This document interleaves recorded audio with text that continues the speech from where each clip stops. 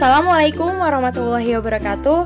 Selamat datang di kanal YouTube Kolaborasi Guru Indonesia.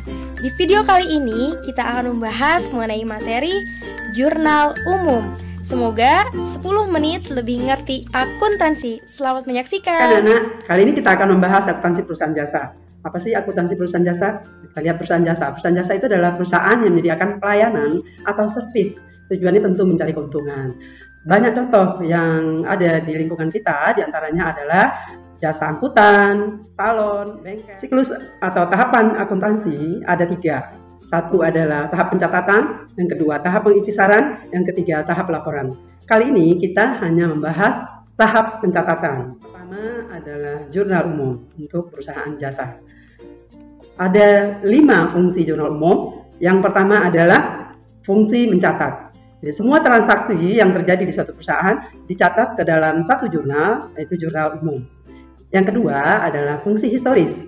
Setiap transaksi yang terjadi harus dicatat berdasarkan kronologis kejadian atau tanggal atau peristiwa terjadinya transaksi tersebut. Yang ketiga, analisis.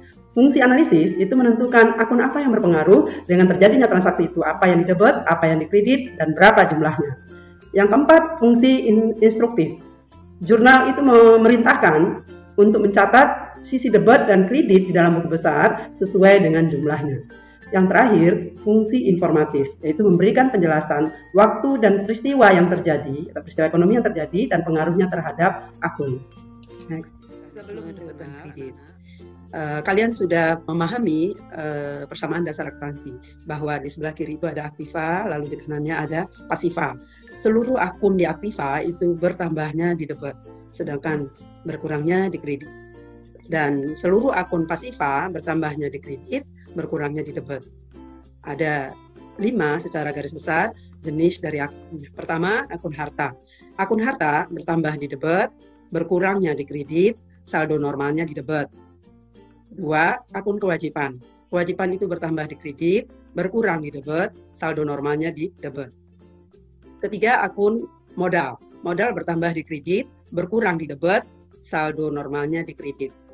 Yang keempat itu pendapatan, bertambah di kredit, berkurang di debit, normalnya di debit. Terakhir yang kelima, akun beban, bertambah di debit, berkurang di kredit, normalnya di debit. Oke. Ada 5 akun ini yang harus diingat oleh anak-anak sebelum mencatat transaksi ke jurnal. Bu, kalau di sini kewajiban ini apa sih Bu, bahasa umumnya Bu? Kewajiban itu utang, Bu Titi. Oke, utang ya. Kewajiban yang harus dibayar. Dan sebenarnya ngafalnya gampang ya Bu ya? Bagaimana? Cara gampangnya ngingatnya gini aja. Hanya 2 yang di debit bertambah. Untuk saldo normal di posisinya sama di debit, dan saldo normal kan sama di debit. Harta dan beban bertambah di debit, normalnya di debit. Selebihnya itu bertambahnya di kredit. Kewajiban, modal, pendapatan bertambah di kredit, normalnya juga di kredit. Kalau berkurang ya lawannya saja. Kebalikan. Gampang ya. Ingat aja harta, beban, debit, itu aja dah. Bertambahnya. Harta, beban, debit. D, KKK, D ya Bu ya. Sip. Gampang ya teman-teman ya. Lanjut Bu, kita ke bentuk jurnalnya Bu. Iya, ini bentuk jurnal umum. Anak-anak, sebelum menjurnal tentu harus dipahami kolomnya. Kolom apa yang harus disiapkan? Yang pertama itu ada tanggal. Tentu untuk mencatat tanggal terjadinya transaksi. Kemudian nomor bukti. Nomor bukti itu juga mencatat nomor bukti transaksi yang diambil dari bukti transaksi. Misalnya bukti kas masuk, ada buktinya, nomornya masukkan. Kwitansi atau faktur, ada nomornya masukkan. Kemudian akun atau keterangan. Ini adalah akun tempat mencatat dari perubahan dari transaksi, akun apa yang berpengaruh. Ya, akun apa yang didebet, akun apa yang dikredit, dicatatkan di satu kolom ini. Kalau kita mendebet, letakkan di kiri. Kalau kita mengkredit, berarti agak menjorok ke kanan. Itu untuk akunnya, Kemudian untuk ref, saat menjurnal tidak usah diisi dulu, karena ini adalah ref ini kita sudah memposting nanti setelah jurnal ini. Kemudian debit itu nominalnya masukkan nominal debit, lalu kredit masukkan nominal kredit. Yang perlu diingat anak-anak, kita harus mencatat debit dulu baru kredit. Betul. Tidak boleh terbalik, Titi. Iya, Bu. Kredit dulu baru debat nggak boleh karena sudah ada aturan pencatatan. Nah, di Debit pojok dulu. kanan atas ada halaman. Itu diisikan halaman jurnal. Misalnya kalau baru pertama itu halaman 1, boleh kita pakai 2 digit misalnya 01, boleh. 1 saja juga boleh. Lalu selesai 1 halaman pindah ke halaman berikutnya. Nah, kita tulis lagi halaman 2. Nah, total dari halaman 1 itu ikut pindah ke halaman 2. Bu, selanjutnya langsung aja kita ke transaksi ya Bu ya. Transaksi tanggal 1 Januari 2020, Tuan Andi menginvestasikan uang tunai Bu sebesar 50 juta, terus ada peralatannya juga 10 juta sebagai modal awal usaha di perusahaan jasa akuntan. Gimana nih Bu cara jurnalnya? Nah, kita analisis dulu transaksinya Bu Titi, apa yang berpengaruh. Ya, kalau menginvestasikan uang, ya berarti kas perusahaan bertambah, lalu Tuan Andi juga menyetorkan peralatan juga bertambah. Kita tahu kas dan peralatan ini keduanya itu adalah harta, maka bertambahnya di debit. Kemudian modal Tuan Andi bertambah di kredit, nominalnya 60 juta, di kasnya 50 juta. Tanggal 2 Januari nih Bu, 2020 dibeli perlengkapan kantor 1.200.000 dan ini dibelinya secara tunai ya Bu ya? Iya, kalau tunai berarti kasnya berkurang Bu Titi. Yang dibelinya kan perlengkapan kantornya nambah, perlengkapan kantor bertambah itu di debit karena dia termasuk kelompok harta. Nah, diterima pinjaman bank Bu, berarti nih gimana nih kalau kita nerima pinjaman? Nah, kalau nerima pinjaman kan uang nambah, uang perusahaan nambah ya. Bagus juga utang nambah, dua-duanya bertambah, kas itu bertambah di debit, sedangkan hutang bertambah di kredit, namanya hutang bank. Benar banget. Itu Bu Titi. Lanjut Bu Titi. Tanggal 6 Januari diterima pendapatan jasa. Nah, ini akun baru nih Bu, diterima pendapatan jasa. Ya, diterima pendapatan jasa juga uang kan yang diterima, itu kas, nggak ada masalah ya, bertambahnya di debit. Kemudian pendapatan jasa, pendapatan seperti yang dijelaskan, pendapatan itu bertambahnya di kredit. Iya, maka betul. Kan pendapatan jasa di kredit. Lanjut Bu Titi. Tanggal 7 Januari Bu, dibayar sewa gedung untuk bulan Januari sebesar 5 juta.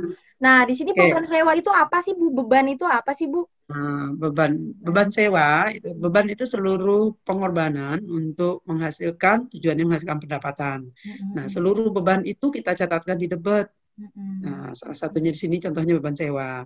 Beban sewa bertambah di debit dan kas berkurang di kredit. Sama aja transaksi apapun, setiap kas berkurang ya di kredit. Iya, pokoknya beban itu segala pengorbanan ya Bu ya, yang dikeluarkan oleh si pemilik. Lanjut, tanggal 10 Januari Bu, dikerjakan pembukuan PT Maju Jaya dengan biaya 20 juta. Tapi kita baru terimanya 15 juta nih Bu, perusahaan jasa akuntannya. Gimana ya, tuh? Berarti transaksinya nggak seluruhnya tunai Bu Titi, nggak seluruh dibayar pada saat pada tanggal 10 Januari ini. Jadi yang diterima uang 15 juta, maka kasnya bertambah. Yang belum diterima itu piutang. Piutangnya juga harta Bu Titi, kelompok harta, maka bertambah juga di debit.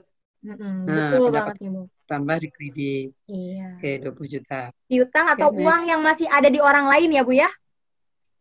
Nah, gitu ya. 17 Januari Bu, dibayar gaji karyawan, beban lagi ya Bu ya ini ya.